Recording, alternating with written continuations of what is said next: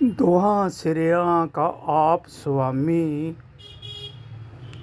जित जित लाएंदा तित तित लगना, सिर सिर धंधे लाएंदा। सतगुरु ਸਾਹਿਬ श्री गुरु पार ब्रह्म परमेश्वर परम पिता परमात्मा गुर परमेश्वर इस सारी सृष्टि का करता है, सारी सृष्टि का पालनहारा है, सारी सृष्टि नूं चलाउण वाला है, सारी सृष्टि नूं विनाश करन वाला भी परम पिता परमात्मा पार ब्रह्म परमेश्वर है। और सारी सृष्टि दे जिन्ने भी जीव है सारे उस दी संतान है, और सारियां दी रूह जिहड़ी है वो परम पिता परमात्मा दी जोत दा अंश है। हुण ये रूह जिहड़ी है परमात्मा ने खेल खेलण वास्ते मात लोक विच भेज दित्ती। अखां दे उत्ते माया दा पर्दा बन दिता। एक पासे आप परम पिता परमात्मा है, दूजे पासे माया दा खेल है।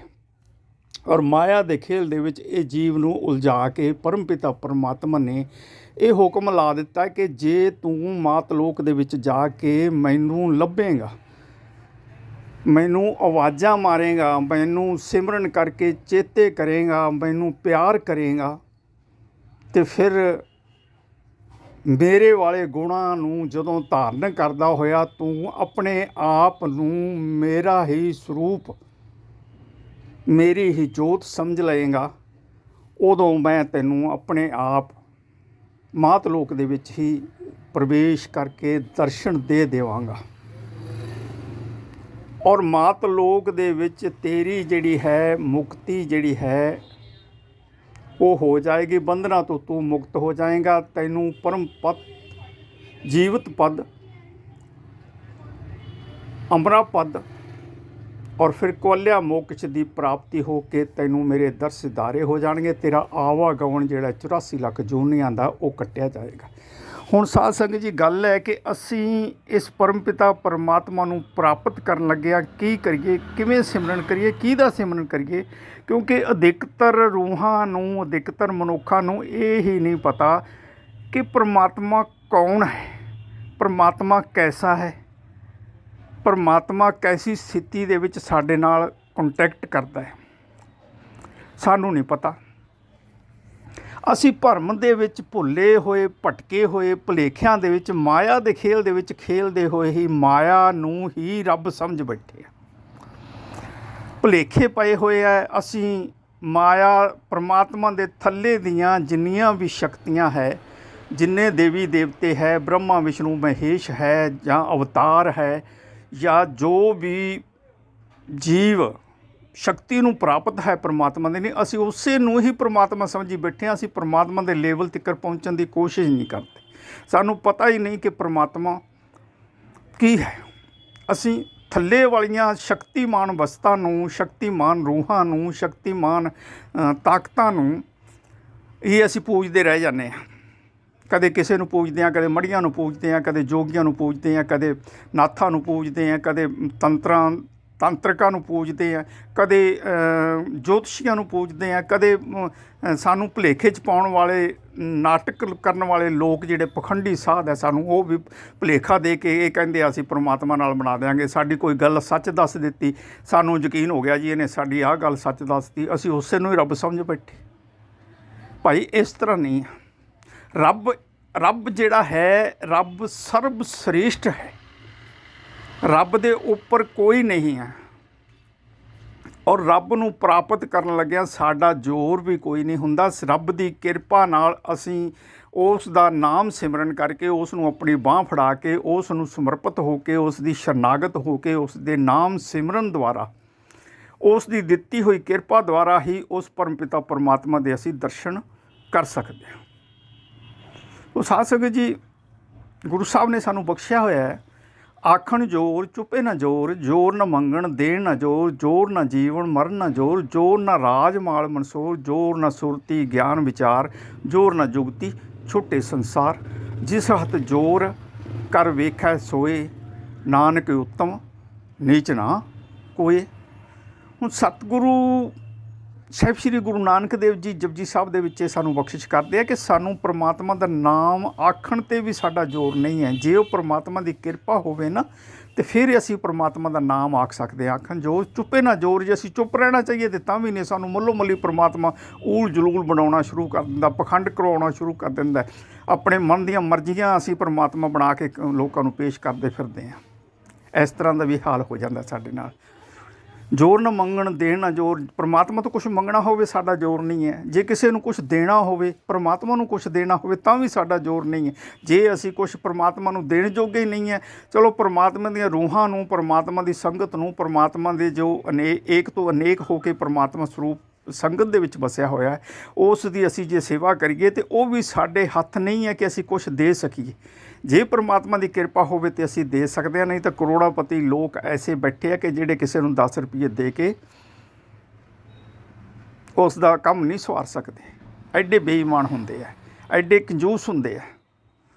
ਤਾਂ ਫਿਰ ਖਣਜੋਰ ਚੁੱਪੇ ਨਾ ਜੋ, ਜ਼ੋਰ ਨਾ ਮੰਗਣ ਦੇ ਨਾ ਜੋ, ਜ਼ੋਰ ਨਾ ਜੀਵਨ। ਸਾਡੇ ਜੀਵਨ ਦੇ ਉੱਤੇ ਵੀ ਜ਼ੋਰ ਨਹੀਂ ਹੈ। ਉਹ ਜੀਵਨ ਵੀ ਪਰਮਪਿਤਾ ਪਰਮਾਤਮਾ ਦੀ ਮਰਜ਼ੀ ਹੈ। ਜੇ ਦੇਵੇ ਤਾਂ ਦੇਵੇ, ਚੱਲਦਾ ਰਹੇਗਾ, ਨਹੀਂ ਤਾਂ ਪਤਾ ਨਹੀਂ ਕਿਹੜੇ ਵੇਲੇ ਮ੍ਰਿਤੂ ਦਾ ਬੁਲਾਵਾ ਆ ਜਾਏ।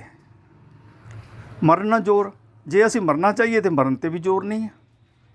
ਪਰਮਾਤਮਾ ਮਰਨ ਵੀ ਨਹੀਂ ਦਿੰਦਾ। ਪਰਮਾਤਮਾ ਆਪਣੀ ਕਿਰਪਾ ਨਾਲ ਇਸ ਰੂਹ ਨੂੰ ਜੋ ਸਮਾਂ ਦਿੱਤਾ ਹੋਇਆ ਉਹਨਾਂ ਚਿਰ ਉਹ ਸਾਡੀ ਰੂਹ ਦੀ ਰਕਸ਼ਾ ਕਰਦਾ।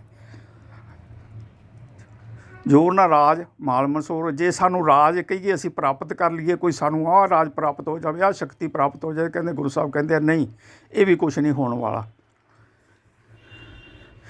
ਹੋਰ ਕੋਈ ਮਾਲ, ਮਨ ਦੇ ਉੱਤੇ ਕੋਈ ਤਾਕਤ ਸਾਡਾ ਜ਼ੋਰ ਨਹੀਂ ਹੈ। ਮਨ ਦੇ ਉੱਤੇ, ਸਾਡੇ ਮਨ ਦੇ ਉੱਤੇ ਸਾਡਾ ਕੋਈ ਜ਼ੋਰ ਨਹੀਂ ਹੈ। ਪਰਮਾਤਮਾ ਜਿਵੇਂ ਚਲਾਵੇ ਸਾਡਾ ਮਨ ਉਵੇਂ ਚੱਲਦਾ। ਹੁਣ ਗੁਰੂ ਸਾਹਿਬ ਕਹਿੰਦੇ ਆ ਵੀ ਜੋਗ ਨਾ ਜੁਗਤੀ ਛੁੱਟੇ ਸੰਸਾਰ। ਨਾ ਜੋਗ ਨਾ ਜੁਗਤੀ, ਸਾਡੇ ਹੱਥ ਜ਼ੋਰ ਹੈ, ਇਹ ਵੀ ਪਰਮਾਤਮਾ ਦੇ ਹੱਥ ਹੈ। ਜੇ ਜੋਗ ਪਰਮਾਤਮਾ ਆਪਣਾ ਮਿਲਣ ਕਰਾਵੇ ਤੇ ਤਾਂ ਹੁੰਦਾ ਹੈ।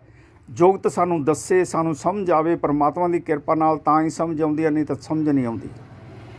ਗੁਰੂ ਸਾਹਿਬ ਸਾਨੂੰ ਸਮਝਾਉਂਦੇ ਆ ਗੁਰਮੁਖ ਪਿਆਰਿਆਂ ਨੂੰ ਥੋੜ੍ਹਾ ਜਿਹਾ ਰਸਤਾ। ਗੁਰੂ ਗ੍ਰੰਥ ਸਾਹਿਬ ਸਾਡਾ ਇਸੇ ਵਾਸਤੇ ਗੁਰੂ ਸਾਹਿਬ ਨੇ ਪ੍ਰਗਟ ਕੀਤਾ ਹੋਇਆ ਕਿ ਗੁਰੂ ਗ੍ਰੰਥ ਸਾਹਿਬ ਸਾਨੂੰ ਸਿੱਧਾ ਰਸਤਾ ਇੱਕ ਦੱਸਦਾ ਹੈ। ਗੁਰੂ ਸਾਹਿਬ ਕਹਿੰਦੇ ਆ, ਸੱਚਾ ਸਤਿਗੁਰ ਭੇਟਿਆ ਪੂਰੀ ਹੋਵੈ ਜੁਗਤ, ਹਸੰਦਿਆਂ ਖਿਲੰਦਿਆਂ ਪਹਿਨੰਦਿਆਂ ਖਵੰਦਿਆਂ ਵਿੱਚੇ ਹੋਵੈ ਮੁਕਤ। ਪਰਮਾਤਮਾ ਦੀ ਕਿਰਪਾ ਨਾਲ ਜਦੋਂ ਸਾਨੂੰ ਜੁਗਤ ਦਾ ਪਤਾ ਲੱਗਦਾ ਨਾ ਤੇ ਉਦੋਂ ਹੀ ਸਾਨੂੰ ਮੁਕਤ ਦੀ ਪ੍ਰਾਪਤੀ ਹੁੰਦੀ ਹੈ। ਬੰਧਨ, ਸੰਸਾਰ ਦੇ ਬੰਧਨਾਂ ਤੋਂ ਸਾਡੀ ਰੂਹ ਮੁਕਤ ਹੋ ਜਾਂਦੀ ਹੈ।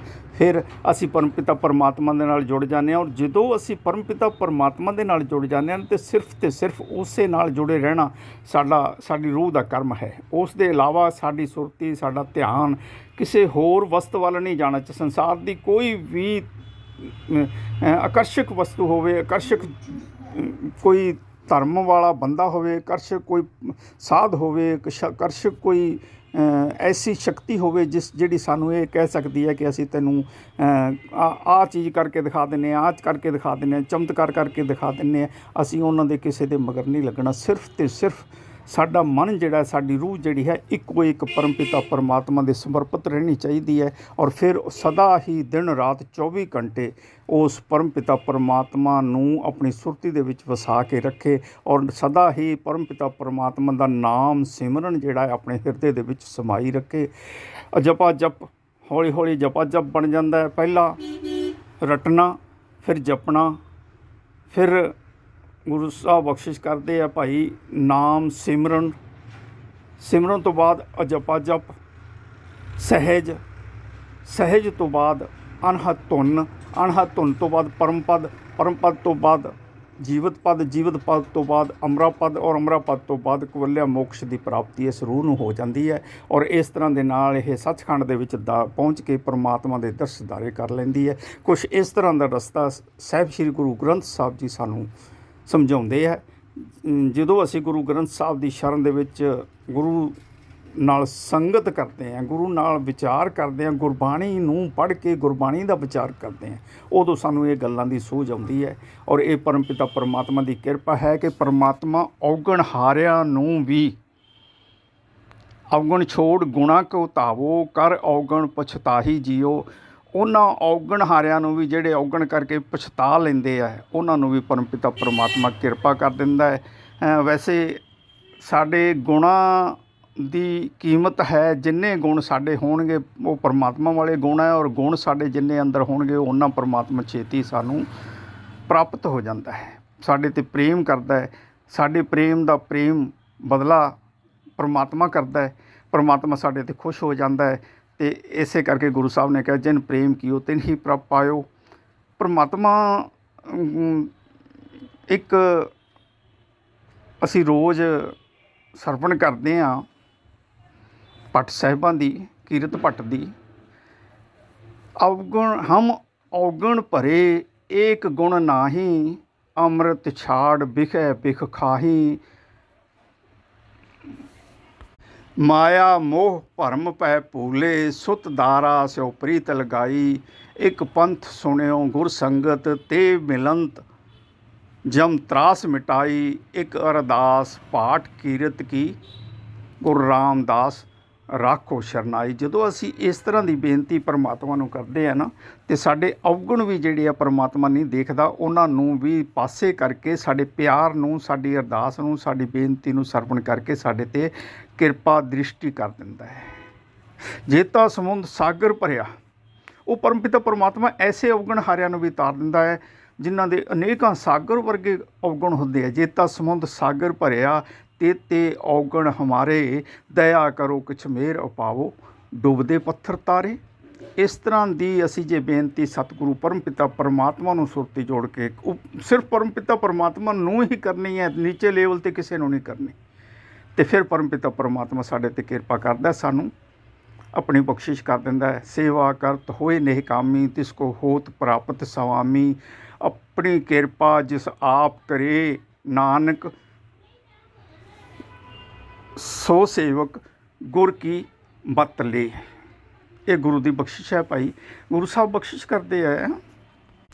ਅਸੀਂ ਜਦੋਂ ਬੇਨਤੀ ਕਰਦੇ ਹਾਂ ਨਾ, ਸਾਡੇ 'ਤੇ ਬਖਸ਼ਿਸ਼ਾਂ ਪਰਮਾਤਮਾ ਦੀਆਂ ਅਵਸ਼ ਹੁੰਦੀਆਂ। ਕਿਰਪਾ ਕਰੋ ਦੀਨ ਕੇ ਦਾਤੇ, ਮੇਰਾ ਗੁਣ ਅਵਗੁਣ ਨਾ ਵਿਚਾਰੋ ਕੋਈ। ਉਹ ਗੁਣ ਅਵਗੁਣ ਨਹੀਂ ਵਿਚਾਰਦਾ, ਮੇਰਾ ਗੁਣ ਔਗਣ ਨਾ ਵਿਚਾਰੋ ਕੋਈ, ਮਾਟੀ ਕਾ ਕਿਆ ਧੁੱਪੇ ਸੁਆਮੀ, ਮਾਨਸ ਕੀ ਗਤ ਇਹੀ। ਕਿਰਪਾ ਕਰੋ, ਦਇਆ ਕਰੋ, ਸੱਚੇ ਪਾਤਸ਼ਾਹ ਨੂੰ ਬੇਨਤੀ ਲਾਈ ਰੱਖੋ, ਸੱਚੇ ਪਾਤਸ਼ਾਹ ਨੂੰ ਬੇਨਤੀ ਲਾਈ ਰੱਖੋ। ਕਿਰਪਾ ਕਰੇਗਾ ਸੱਚੇ ਪਾਤਸ਼ਾਹ, ਆਪਣੇ ਦਰਸਦਾਰੇ ਆਪਣੇ ਸੇਵਕ ਨੂੰ ਅਵਸ਼ ਦਿਖਾਏਗਾ, ਆਪਣੇ ਸੇਵਕ ਦੇ ਕਾਰਜ ਵੀ ਸਵਾਰੇਗਾ, ਆਪਣੇ ਸੇਵਕ ਨੂੰ ਸੁੱਖ ਵੀ ਬਖਸ਼ੇਗਾ, ਆਪਣੇ ਸੇਵਕ ਨੂੰ ਆਨੰਦ ਵੀ ਬਖਸ਼ੇਗਾ, ਆਪਣੇ ਸੇਵਕ ਨੂੰ ਆਪਣੇ ਨਾਲ ਆਪਣੀ ਜੋਤ ਦੇ ਵਿੱਚ ਭੇਦ ਕਰਕੇ ਆਪਣੇ ਸਵਰਗ ਦੇ ਸੱਚਖੰਡ ਦੇ ਆਸਣ ਦੇ ਉੱਤੇ ਵੀ ਆਸਣ ਬਖਸ਼ੇਗਾ। ਇਸ ਤਰ੍ਹਾਂ ਦੇ ਸਾਰੇ ਕਰਮ ਉਹ ਪਰਮਪਿਤਾ ਪਰਮਾਤਮਾ ਆਪਣੀ ਪਿਆਰੀ ਰੂਹ ਨੂੰ ਬਖਸ਼ਦਾ ਹੈ। ਤੋ ਸਾਧ ਸੰਗਤ ਜੀ, ਇਸ ਤਰ੍ਹਾਂ ਦੀਆਂ ਵਿਚਾਰਾਂ ਨੂੰ ਧਿਆਨ ਰੱਖਦੇ ਹੋਏ ਅਸੀਂ ਪਰਮਪਿਤਾ ਪਰਮਾਤਮਾ ਦੀ ਪ੍ਰਾਪਤੀ ਕਰਨੀ ਹੈ, ਪਰਮਪਿਤਾ ਪਰਮਾਤਮਾ ਦਾ ਸਿਮਰਨ ਕਰਨਾ ਹੈ। ਸਿਮਰਨ ਗੁਰੂ ਤੋਂ ਲੈ ਕੇ ਹੀ ਕੀਤਾ ਜਾਵੇ ਤੇ ਤਾਂ ਹੀ ਫਲ ਪ੍ਰਾਪਤ ਹੁੰਦਾ, ਵਰਨਾ ਆਪਣੀ ਮਰਜ਼ੀ ਨਾਲ